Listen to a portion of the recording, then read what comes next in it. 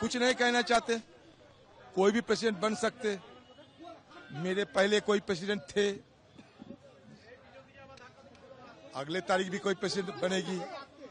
ये पार्टी की, ये तो प्रेसिडेंट कोई बनते हैं, इसको प्रेसिडेंट पद छोड़ने पड़ते, इसमें क्या फर्क पड़ते हैं?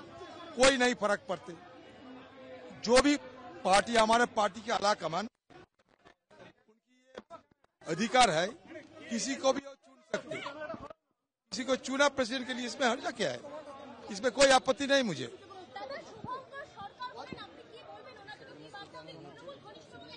না না, আমি এসব জানি না। আমি বেকার এসব কথা কেন বলবো?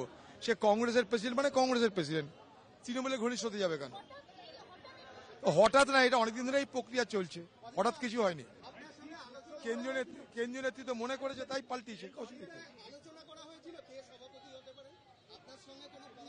আমাদের মতামত নেওয়া হয়েছিল, অনেকের মতামত নেওয়া হয়েছিল।